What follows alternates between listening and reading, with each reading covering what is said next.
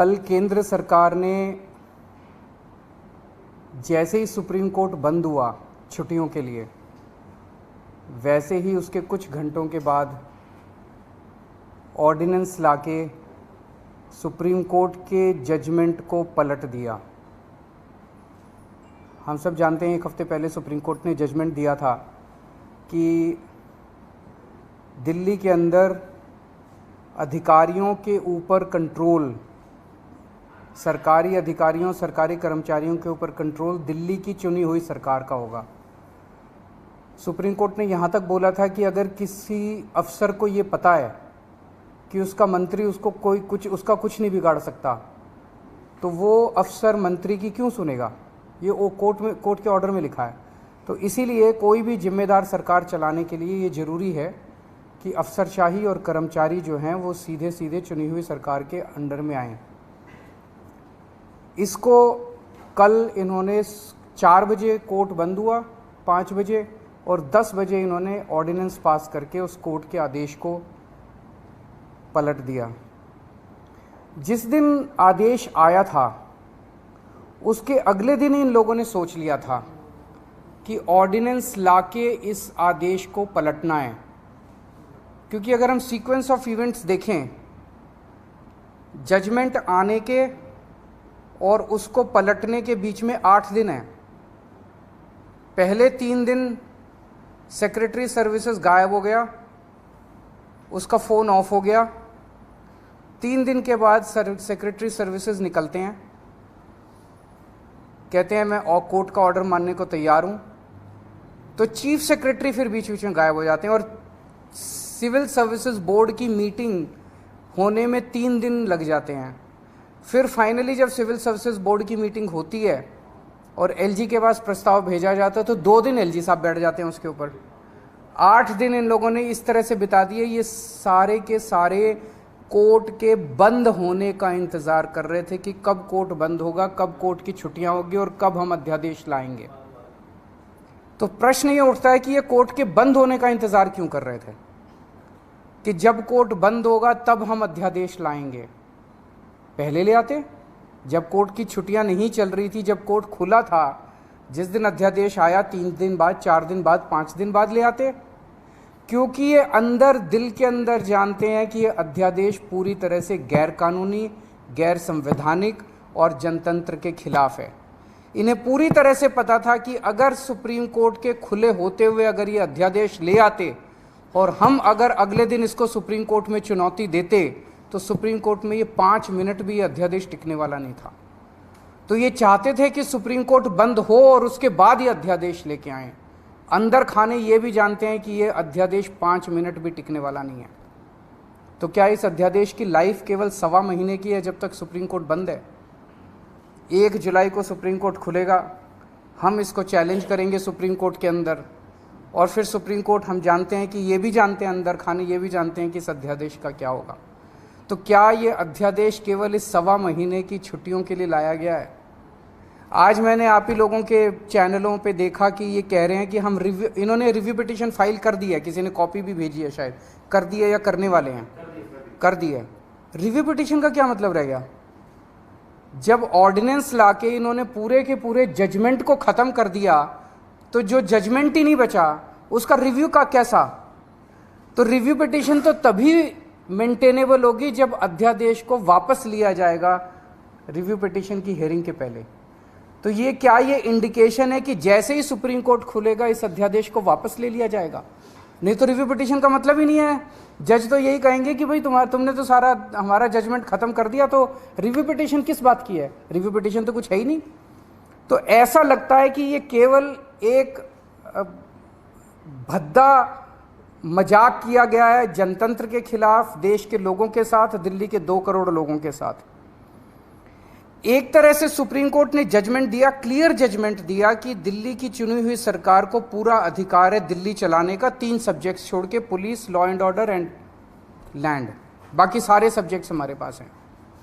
उस जजमेंट को 1 हफ्ते के अंदर ये अध्यादेश लाके अगर ये टर्न डाउन कर देते हैं तो ये आम आदमी पार्टी तो बहुत छोटी सी पार्टी है, हम तो बहुत छोटे लोग हैं। ये तो सीधे सीधे केंद्र सरकार सुप्रीम कोर्ट को चुनौती दे रही है, सुप्रीम कोर्ट को चैलेंज कर रही है कि तुम जो मर्जी ऑर्डर कर लो, तुम्हारे सारे ऑर्डर हम 2 मिनट के अंदर ऑर्डिनेंस लाके बिल लाके सब खत्म कर देंगे। ये चैलेंज इन्होंने ये सुप्रीम कोर्ट को, सुप्रीम कोर्ट की मैजेस्टी को चैलेंज किया जा रहा है, उनकी पावर को चैलेंज किया जा रहा है कि तुम जो मर्जी ऑर्डर कर दो, हम तुम्हारे सारे ऑर्डर खत्म कर देंगे। सुप्रीम कोर्ट की इंसल्ट की जा रही है। This is a direct contempt of supreme court.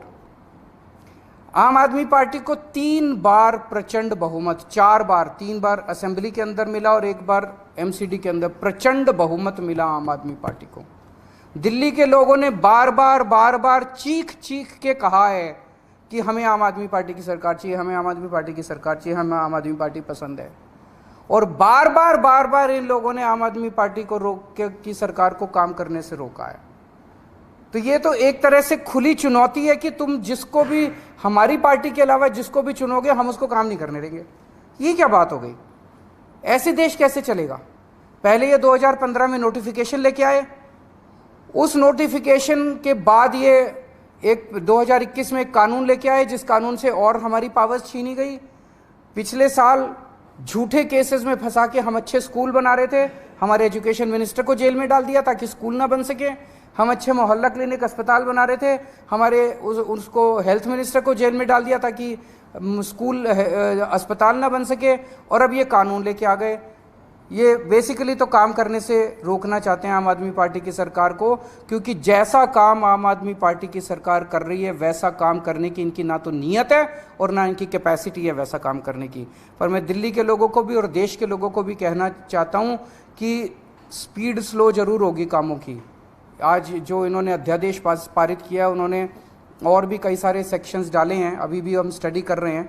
तो स्पीड जरूर स्लो होगी, लेकिन सारे काम होंगे, काम को मैं रुकने नहीं दूंगा। ये अध्यादेश दिल्ली के 2 करोड़ लोगों को बीजेपी ने एक तरह से तमाचा मारा है। बीजेपी का कहना है तुम जिस भी सरकार को चुनोगे, चुन के देख लो, हम काम नहीं करने देंगे, हम काम रोकेंगे, हम तुम्हारी सरकार को काम नहीं करने देंगे। ये तो दिल्ली के लोगों को का अधिकार है अपनी सरकार चुनने का। भाई संविधान देता है अधिकार कि आप जिस मर्जी को वोट देके चुनो। वो कह रहे हैं कि जिसको भी चुनोगे हम तुमको काम नहीं करने देंगे। आम आदमी पार्टी छोटी पार्टी है, हम बहुत छोटे लोग हैं। देश बड़ा है, देश इम्पॉर्टेंट है। कल हम नहीं होंगे, कोई और होगा, लेकिन देश रहेगा। इस तरह से सरेआम जनतंत्र को कुचलना, सुप्रीम कोर्ट को वो दिखाना, ये सही नहीं है। हम इसके खिलाफ सुप्रीम कोर्ट में या वो डालेंगे, इस ऑर्डिनेंस के खिलाफ सुप्रीम कोर्ट जाएंगे। और जब से ये ऑर्डिनेंस आया, केवल दिल्ली नहीं देश भर से मेरे पास फ़ोन आ रहे हैं, यहाँ तक कि बीजेपी के कट्टर समर्थक भी कह रहे हैं कि ये तो मोदी जी ने ठीक नहीं किया, ये तो प्रधानमंत्री जी ने ठीक नहीं किया। भाई 2015 में तुम नोटिफिकेशन लेके आए, उसी टाइम ले आते ऑर्डिनेंस, कोई कुछ नहीं कहता। 8 साल के संघर्ष के बाद दिल्ली के लोगों ने संघर्ष किया, आम आदमी पार्टी की सरकार ने संघर्ष किया। संघर्ष करने के बाद सुप्रीम कोर्ट ने जब इतना साफ साफ फैसला दे दिया, उस फैसले को तुम पलट देते हो और तुम कहते हो हम सुप्रीम कोर्ट को नहीं मानते।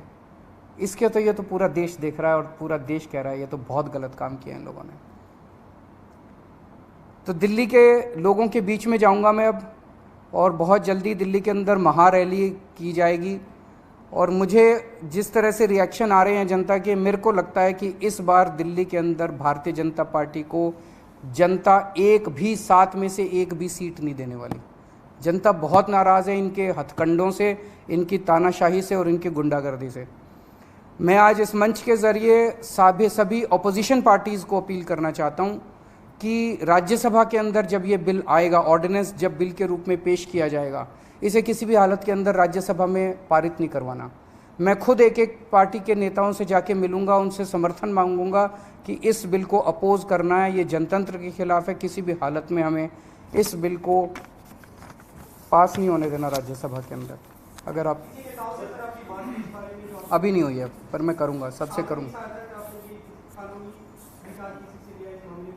वो तो सिंघवी साहब हमारे वकील हैं, वो देख रहे हैं, स्टडी कर रहे हैं। जैसे कोर्ट खुलेगा 1 जुलाई को शायद खुल रहा है, इमीडिएटली भी सबसे बड़ी कोर्ट तो सुप्रीम कोर्ट होती है, उसकी भी कॉन्स्टिट्यूशनल बेंच ने ये 5 जजेस ने जजमेंट दे दिया, उसको पलट दिया इन्होंने, बताओ। लेकिन अगर संसद कानून बने तो फिर कहाँ सुप्रीम कोर्ट ही आदेश दे रहा है तो कानून बन जाए तो आप क्या करेंगे? नहीं तो सुप्रीम कोर्ट जाएंगे ना। देखिए मैं देख रहा था आप सब लोगों ने सिंघवी साहब का इंटरव्यू किया है। Basic structure of the constitution जो है, कोई भी कानून लाके बेसिक स्ट्रक्चर, कल को अगर कोई ब्रूट मेजॉरिटी आ गई और उसने कह दिया हाँ जनतंत्र खत्म कर दिया उन्होंने संविधान से कि जनतंत्र अब नहीं होगा, वो नहीं कर सकते। ऐसा कानून नहीं आ सकता जो जनतंत्र खत्म कर दे। ऐसा कानून नहीं आ सकता जो फेडरल स्ट्रक्चर है हमारा, सेंटर अलग है स्टेट्स अलग है, वो खत्म करे। ये सीधे सीधे फेडरल स्ट्रक्चर के ऊपर हमला है। तो इस तरह का कोई कानून भी नहीं आ सकता जो कि फेडरल स्ट्रक्चर के ऊपर हमला हो। तो कई सारे कॉन्स्टिट्यूशनल बेसिक कॉन्स्टिट्यूशनल प्रिंसिपल्स हैं, basic structure of the constitution है जिसके ऊपर हमला किया गया इस ऑर्डिनेंस के द्वारा। तो ऐसा मानना है कई सारे कानून के जानकारों का कि ये ऑर्डिनेंस जो है या ये अगर कानून की शेप भी लेता है तो ये कोर्ट के अंदर टिकेगा नहीं। ये जो ऑर्डिनेंस पास हुआ, do you think this is no more Delhi versus centre, rather the court versus the ये पूरी की पूरी लड़ाई अब एक तरह से सुप्रीम कोर्ट वर्सेस सेंटर है। ये केवल दिल्ली सरकार एक छोटी सी चीज हो गई है। उन्होंने तो सीधे सीधे कह दिया, इस तरह से तो ये बहुत खतरनाक चीज है। सुप्रीम कोर्ट कोई भी आदेश पारित करेगा, अगर केंद्र सरकार के खिलाफ पारित करेगा, केंद्र सरकार कानून लाके उसको पलट देगी, उनकी मेजॉरिटी है ना। फिर देश की जनता कहाँ रह गई? जैसे आप लोगों ने सुना होगा कि वो भी इन्होंने ऑर्डिनेंस लाके किया था, जो ईडी के डायरेक्टर की एक्सटेंशन वाला मामला था। ऑर्डिनेंस लाए थे, लेकिन अब सुप्रीम कोर्ट कह रहा है कि हम उसको, मतलब अभी जजमेंट नहीं आया, लेकिन हियरिंग के दौरान सुप्रीम कोर्ट ने कहा कि हम इसको नहीं मानते। It is obviously Keshwanand Bharati was the basic structure of the constitution. This is basic structure. They are attacking the basic structure of the constitution. नहीं, नेताओं की नहीं, आम आदमी पार्टी दिल्ली में करेगी। मैं दिल्ली की जनता के बीच में जाऊंगा, घर घर जाऊंगा, मैं एक एक घर में जाऊंगा और उनको बताऊंगा कि किस तरह से इन्होंने किया है, आपकी पावर को छीना है। केजरीवाल छोटी चीज है, जनता बड़ी चीज है। एक एक आदमी की, दिल्ली की एक एक आदमी की पावर को छीना है, उसके जनतांत्रिक अधिकार को छीना है। जनता जिंदा कैसे रहेगी? इस तरह की अगर तानाशाही आ जाएगी तो जनता जिंदा कैसे रहेगी? उनके लिए काम कौन करेगा? बड़ी जल्दी हम पूरा प्लान अनाउंस करेंगे। हमारे ना, yes of course the whole आम आदमी party will be on the streets in the coming days। मैं ये पूछ, इसका क्यों, क्या कह रहे हैं वो, क्या कारण है इसका?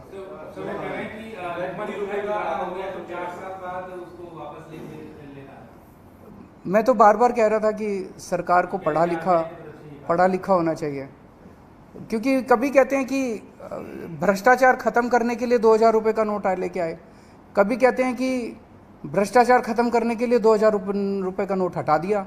तो मतलब कुछ समझ नहीं आ रहा कि सरकार कर क्या। पूरा देश को लाइनों में लगाए रखते हैं, पूरा दिन लाइनों में लगाए रखते हैं, हर 3-4 साल में लाइनों में लगा देते हैं। ये अच्छी चीज़ नहीं है, ये अनप्रोडक्टिव काम है। जनता को अपने परिवार पालने के लिए और अपना काम करने के लिए उसमें लगना चाहिए, ना कि बैंकों के अंदर जनता लाइनों में लगी है नोट बदलवाने के लिए।